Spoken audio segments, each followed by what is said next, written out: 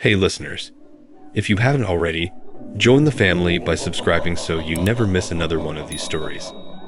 Let's get to 1,000 subs together. Now relax and enjoy.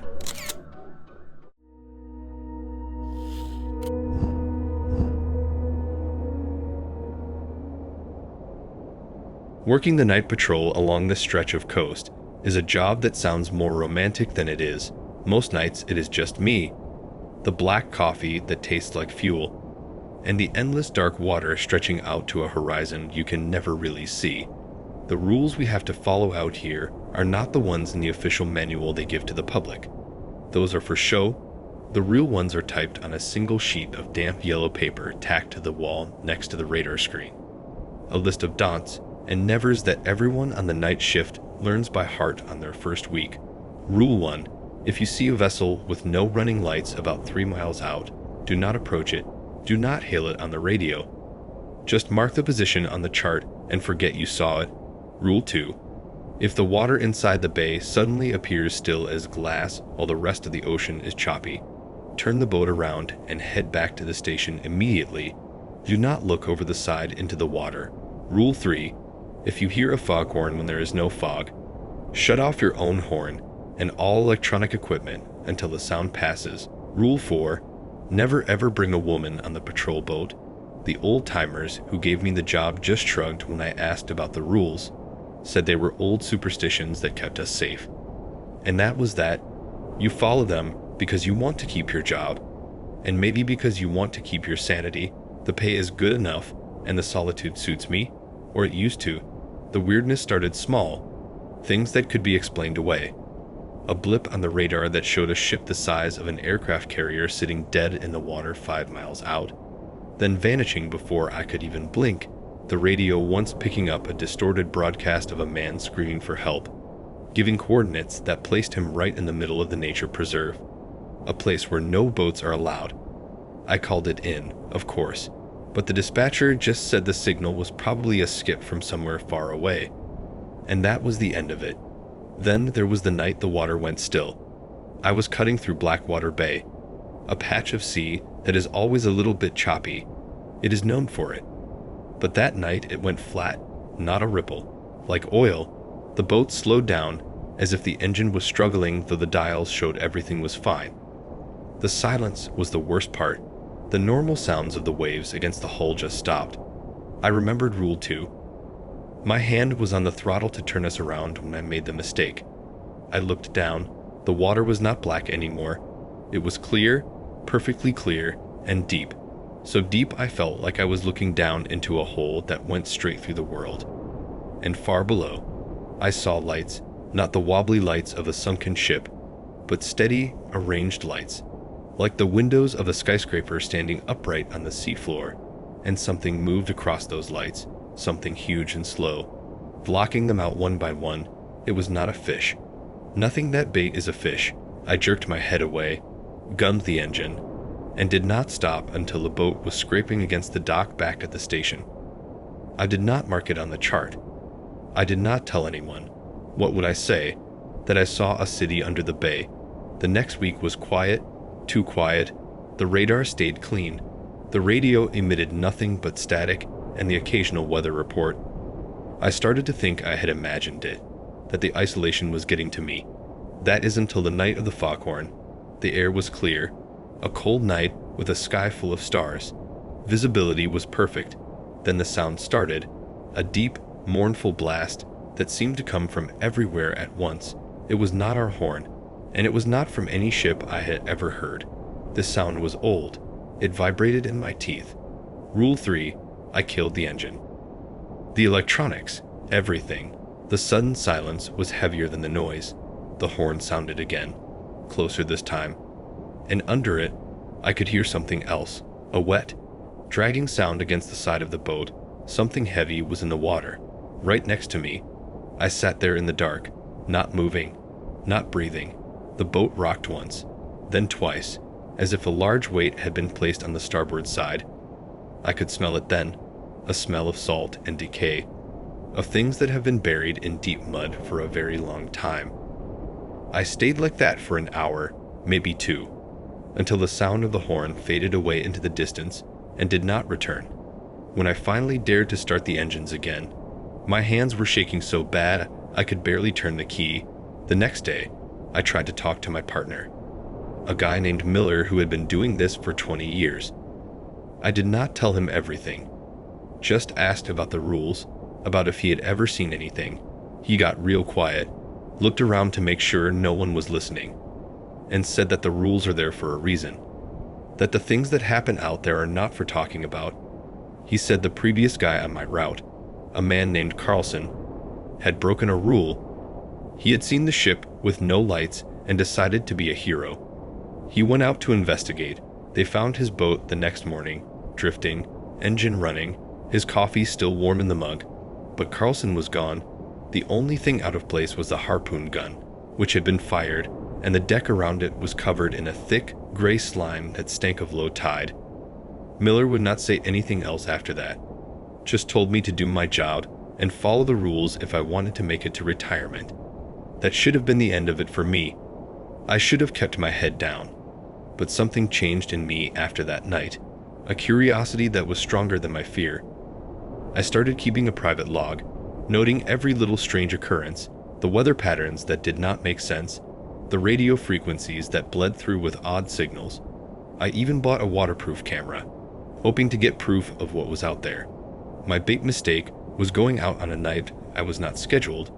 I called in sick, waited until the replacement guy was on his loop, and took my own small skiff out into the bay. It was a clear night, no moon, the perfect night for seeing things you are not supposed to see. I had a handheld radio, a GPS, and the camera. I motored out to the coordinates where I had seen the still water, the spot where the City of Lights had been. The water was normal, choppy, and dark. I felt a mix of disappointment and relief. Maybe it had all been in my head. I decided to go a little further, out toward the 3-mile mark where the no-light ships were sometimes seen. That is when the radio crackled to life. It was not a voice, it was a series of clicks and pops, like a sonar pulse, but structured, almost like a language, and my geese started going crazy. The screen flashing, showing my position as being 5 miles inland, then in the middle of the ocean, then just displaying a string of numbers that did not make any sense. A thick fog bank rolled in faster than any fog I have ever seen, swallowing the stars, swallowing the shore lights. In minutes, I was completely blind. That is when I saw the lights ahead, not the bright white lights of a modern ship, but a dull orange glow, like from old lanterns. The shape of a vessel emerged from the fog. It was wrong. The mast was too tall. The hull was wood, old and weathered. It was a ship from another century, and it was silent, cutting through the water without a sound, without a wake. I forgot the rules. I forgot everything. That single burst of light from my camera flash seemed to freeze the entire world. The fog itself appeared to solidify for a heartbeat. A wall of gray cotton made suddenly tangible. The eerie clicking language on the radio cut off into a void of silence, so complete it felt like a physical weight on my eardrums. The ancient ship with its lanterns ceased its silent drift and just hung there in the water, a painting of a forgotten time. And then the pressure came, a sensation that started deep inside my skull. A building force that had nothing to do with sound or air, but felt like a giant hand was gently but insistently pressing against my mind. My vision swam for a second, and I had to grip the side of my skiff to keep from falling over. And as I fought to stay conscious, the fog did not dissipate in the way normal fog does. It did not thin or fade or drift away on a breeze. Instead, it pulled back from me in a perfect, geometric circle, receding from the edges of my small boat as if repelled by some invisible barrier surrounding me. It rolled away across the surface of the black water like a vast curtain being drawn back to reveal a stage. And what it revealed stole the breath from my lungs and the warmth from my blood. The old ship was not alone. It was just one vessel in a vast, impossible fleet. There were dozens of them, maybe hundreds, a ghost armada stretching out into the darkness as far as my eyes could see. They were ships of all sizes and from all eras. A horrifying museum of maritime history lost to the deep. I saw the towering wooden sides and complex rigging of Spanish galleons, their sails hanging limp and rotten. I saw the sleek, dark hulls of clipper ships, their masts like bare trees against the night sky. I saw rusted trawlers from the last century with nets still hung over their sides, and I saw modern yachts, their fiberglass hulls gleaming dully under the strange ambient light. Some of these looked almost new, like they could have been out for a pleasure cruise just yesterday, but they all shared two terrible qualities. They were all completely dark, no running lights, no cabin lights, no signs of power or life at all. And they were all utterly silent, drifting together on a sea that was now as flat and smooth as polished obsidian. Not a single ripple moved out from any of their hulls. The silence was a living thing, a suffocating blanket that made the frantic beating of my own heart sound like a drum in my ears. And on the decks of every single one of these ships stood the crews, figures that from a distance looked like men and women. They stood at the rails, they were frozen in place on the bridges, they were clustered in groups on the decks, but their postures were all wrong. They were too still, a stillness that no living thing can achieve. Not a twitch, not a shift in weight, not a single head turn. They were statues, and as the circle of clear air around my boat held, I realized with a dawning horror that cut deeper than any fear I had ever known that every last one of them was facing me. A silent audience of hundreds of silhouettes all oriented toward my little skiff.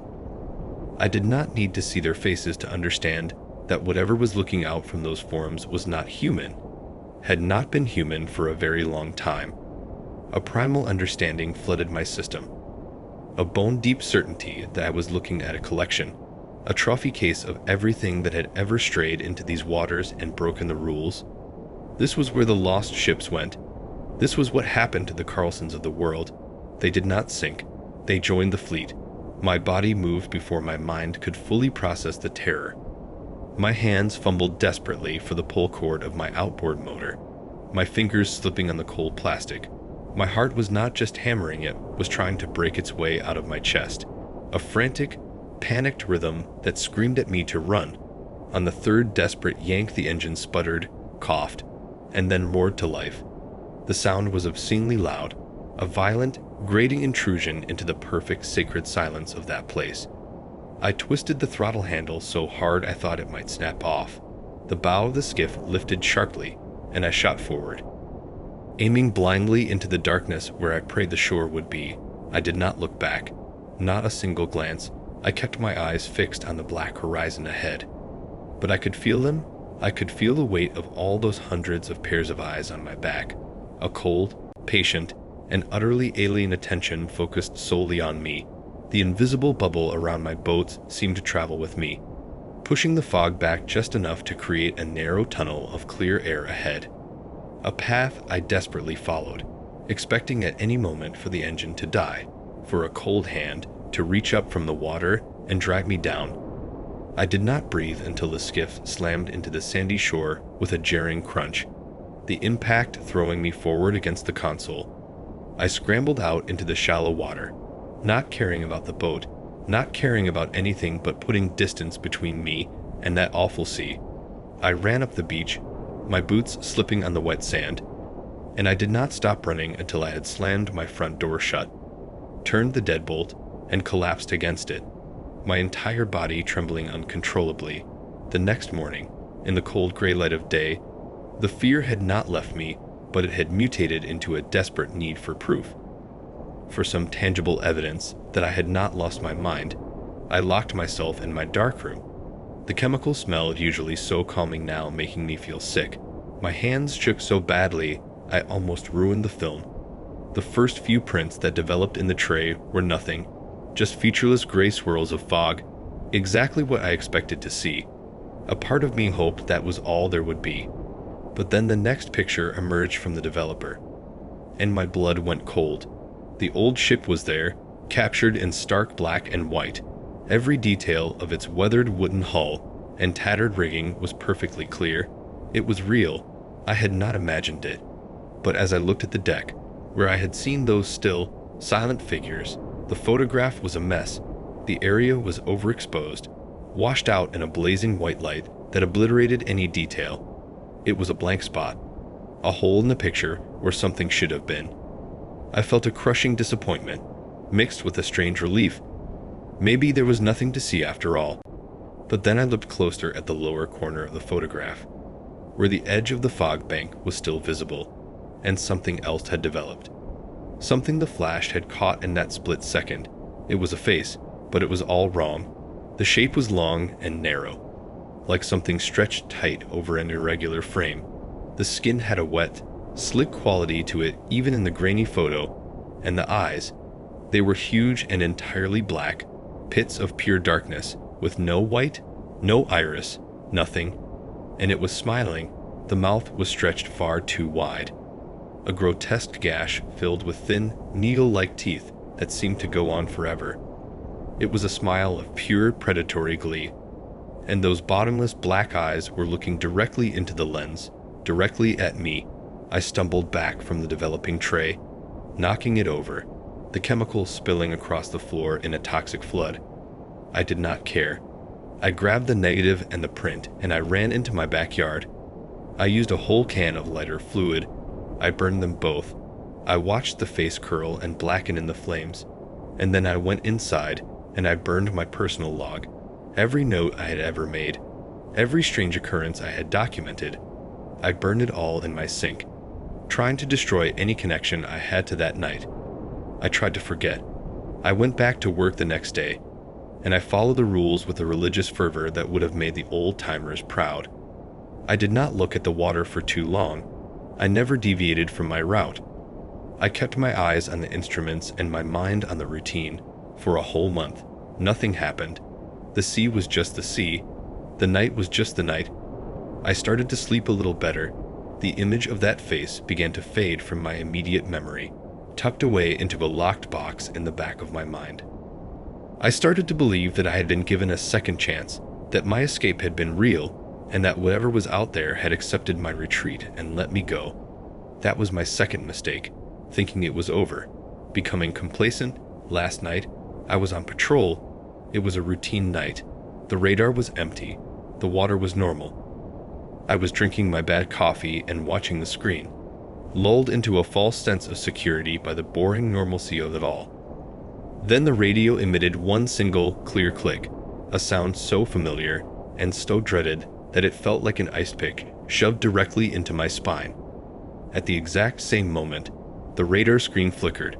For just a second, the green sweep arm dissolved into static, and when it cleared, it showed a single, solid blip, right beside my boat, so close it should have been touching the hull. I froze, my hand tightening around the coffee mug until my knuckles were white.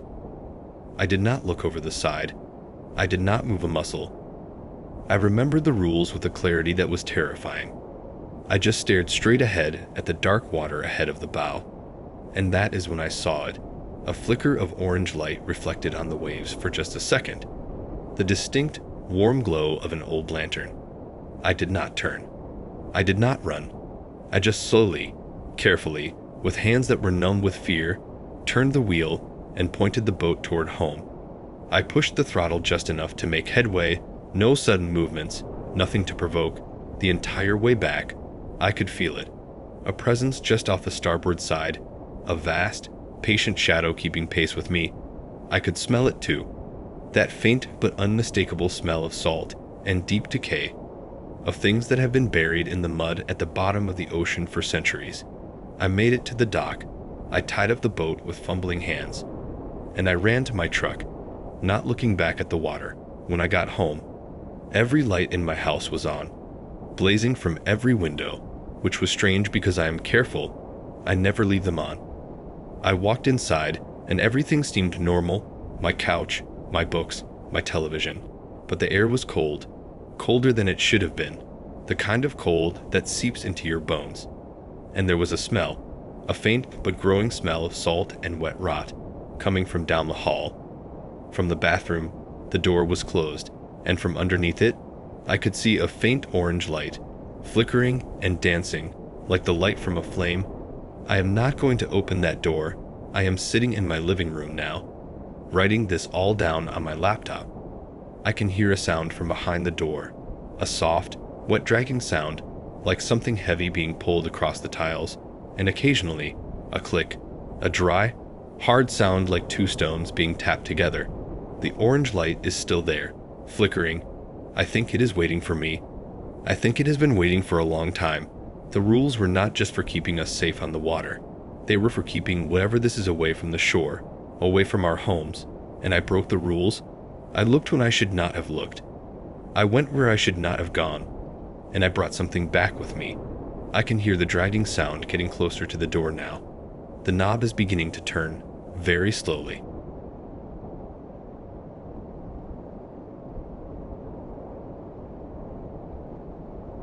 So I'm an officer with the Ohio River Patrol, and working the night shift as a Coast Guard officer means you trade a normal life for a lot of solitude and a paycheck that barely seems worth it some nights.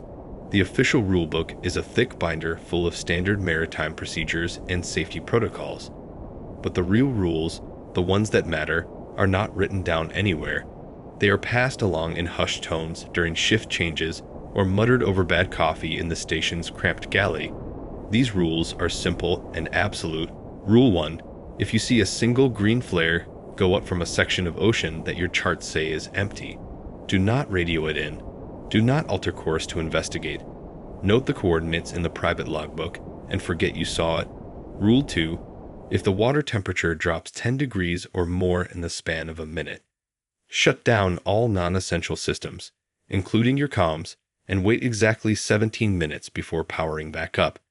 No matter what you hear outside the hull during that time. Rule 3. Never, under any circumstances, acknowledge a mayday call that uses the word depth instead of sinking. You pretend you never heard it. The old hands who trained me never explained why. They just said following these rules was the difference between finishing your shift and becoming a footnote in a report nobody would ever read. I learned to treat the ocean not as water, but as a vast, silent room with its own set of laws, and most of the time, if you followed them, the room left you alone. The first time I saw the green flare was about 6 months into the job. It was a calm night. The water was like black glass. The radar screen was clear except for a few fishing trawlers miles away. Then a brilliant emerald light shot up from the horizon, a perfect flare against the starry sky. It burned for what felt like too long, and then vanished without a trace. No smoke, no sound. My hand went to the radio mic instinctively. But I remembered the rule. I just stood there, cold creeping up my spine, and marked the position on the gridded map we keep locked in a drawer. I didn't sleep well for days after that. My mind kept replaying that silent green light, who launched it, and why. A few weeks later, I was on patrol near the northern boundary of our sector when the temperature gauges went crazy. The surface water temp plummeted from 55 degrees to 45 in the space of 60 seconds. The air around the boat suddenly felt frigid. A cold mist started to rise from the water. I didn't hesitate.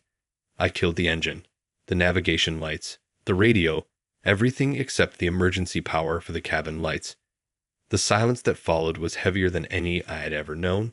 It was the silence of being buried alive. And then the sound started, not from the radio, but from outside, a low, resonant humming that seemed to come from deep below. It was a sound that vibrated in my teeth and made my vision blur. It was followed by a series of sharp metallic cracks, like a giant sheet of ice breaking apart. But we were miles from any ice. I held my breath, counting the seconds in my head. During the 17th minute, the sounds stopped as abruptly as they began. The mist dissolved, and the temperature gauges slowly climbed back to normal.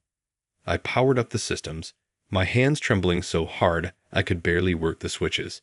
The radar was clear. The radio emitted only static. I never said a word about it to anyone.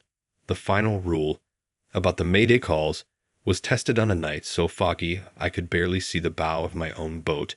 The radio crackled to life, a voice distorted by panic and poor signal. Mayday, mayday. This is the Wanderer. We are losing depth. I repeat, we are losing depth. Does anyone copy? The coordinates they gave placed them right in the middle of a deep trench, a place no pleasure boat had any business being. My training screamed at me to respond, to launch a rescue. But the rule was ironclad. Never acknowledge a call that uses depth. I sat there, my knuckles white on the edge of the console, listening to the voice become more and more frantic. Oh God, the lights, they're in the water, they're coming up the sides. The transmission dissolved into a scream that was suddenly cut off, replaced by a sound I can only describe as a wet, drawn-out sigh, and then silence. I logged the call as a prank, and spent the rest of my shift staring into the fog, feeling like I had condemned those people to whatever fate found them. I thought that was the worst of it, that by following the rules I was insulating myself from the true weirdness of this place. I was wrong. It all changed during a routine patrol of the graveyard shift, the time between 3 and 4 in the morning when the world feels asleep and you feel completely alone. The radar picked up a small vessel, a little runabout, drifting about 5 miles off the coast. No running lights, no engine signature, just a ghost on the screen. Standard procedure is to investigate, to check for disabled vessels or men overboard. As I got closer, my spotlight cut through the darkness, illuminating the boat. It was a nice boat, white fiberglass, looked almost new, but it was empty. The deck was deserted. I hailed it on the radio. No response. I was about to call it in and prepare to board when I noticed something wrong. The boat was drifting bow first, as normal, but it was creating absolutely no wake, not even a ripple. It was as if the water itself was refusing to part for it. And then I saw the fishing line, a single taut line running from a rod holder on the stern straight down into the black water. The rod was bent double, straining against something huge, something that was pulling the empty boat steadily further out to sea, against the wind, against the current. A deep sense of wrongness settled over me. This was not a standard case of a fisherman falling overboard. The rules I knew didn't cover this. My own training warred with the deeper, older warnings I had been given. Against my better judgment, I decided to follow it. I kept a safe distance, my lights trained on the runaway vessel. For nearly an hour, I followed that empty boat as it was pulled by its invisible catch. Further and further from the shipping lanes, from safety, the fog began to thicken around us. A cold, damp fog that smelled of salt and something else. Something metallic, like copper. The radar began to act up, showing multiple contacts that would appear and then vanish. Shapes that were far too large to be anything but other ships. Yet I saw nothing but fog. The only thing that remained clear and solid on the screen was the little runabout, still being pulled, its progress unwavering. Finally, the boat stopped. The fishing line went slack, the rod straightening out with a quiet snap I could hear across the water. The silence that followed was profound. I cut my engine, listening. The only sound was the gentle lap of water against my hull. And then a new sound began, a soft, rhythmic knocking coming from within the hull of the empty runabout. Knock, knock, knock, like someone was trapped inside, tapping against the fiberglass. I grabbed my high-power flashlight and swept its beam across the deck of the other boat. The knocking stopped instantly. The beam illuminated something I had missed before. On the deck near the center console, there was a pair of shoes, placed neatly side by side, as if someone had just stepped out of them. A cold knot tightened in my stomach. The rules were there for a reason. I had gone too far. I was about to fire up my engine and get the hell out of there when my spotlight died. Not a flicker, not a dim, just a sudden and absolute blackness. The console lights on my own boat followed a second later, plunging me into total darkness. The emergency lights did not come on. The backup generator did not kick in. I was blind and adrift. The fog closed in, so thick I could taste it. The knocking started again, but this time it wasn't coming from the other boat. It was coming from my own hull, right below my feet. A slow, deliberate knock, knock, knock. I froze, my breath catching in my throat. The knocking moved, traveling along the port side. A steady tapping against the fiberglass, as if something was circling me, something just below the surface. I fumbled for the emergency flare kit, my hands shaking. I broke it open and lit a flare. The sudden red light was blinding, illuminating the thick fog around me in a hellish crimson glow. And in that light, I saw it. The water around my boat was not empty. Just below the surface, Pale, indistinct shapes were moving, gliding silently around me. They were man-sized, but their movements were all wrong, too fluid, too boneless, and they were converging on the source of the light. The knocking stopped. That gurgling whisper seemed to coil up from the deep, a sound that was less about hearing and more about feeling, a vibration that slithered up through the hull of the boat and into the bones of my feet. It was a chorus of voices that were not voices, a language made of pressure changes and the sound of water forcing its way into drowning lungs. It promised things, not in words, but in sensations, the feeling of immense pressure releasing, the cool darkness of the abyss, the freedom of letting go and sinking. It was an invitation to join them, to become part of the silent, gliding things that moved in the perpetual night below. The flare felt like a burning brand in my hand, a tiny, pathetic sun against that ancient, crushing dark. I let it fall, and the hiss of its death was the loudest sound I had ever heard. Then there was only the dark and the whispers. They didn't stop. They wove around the boat, a tapestry of wet, clicking sounds and drawn-out sighs. The boat would tilt, just a little, as one of the shapes beneath the surface leaned against it, testing its weight, testing my resolve. The knocking had stopped, replaced by this new, awful communication that was meant for me alone. I curled up on the deck, my hands over my ears, but it was useless. The sound wasn't coming through the air. It was coming up through the boat, a direct line into my skull. I must have lost consciousness at some point, my mind simply shutting down to protect itself from the unbearable wrongness of it all. Because the next thing I knew, a harsh, static crackle was splitting the air. It was the radio, the familiar voice of the day shift dispatcher asking for my status and position. Gray morning light was filtering through the fog, which had thinned to a miserable drizzle. My console lights were on. The engine was off, but the power was back. Everything was normal. I grabbed the mic, my voice a ragged, broken thing that sounded nothing like me. I gave my coordinates, said I had engine trouble through the night, that everything was fine now. I was returning to base. I didn't look at the water as I started the engine. I kept my eyes fixed on the compass, on the radar, on anything that was solid and real. The other boat was gone, the fishing line, the shoes, all of it, vanished as if it had never been. Back at the station, I mumbled my excuses about a faulty alternator and hid in the locker room until my shift was officially over. I never filed a report. I never said a word. What could I say? That the ocean had whispered to me, that things that live in the deep had circled my boat.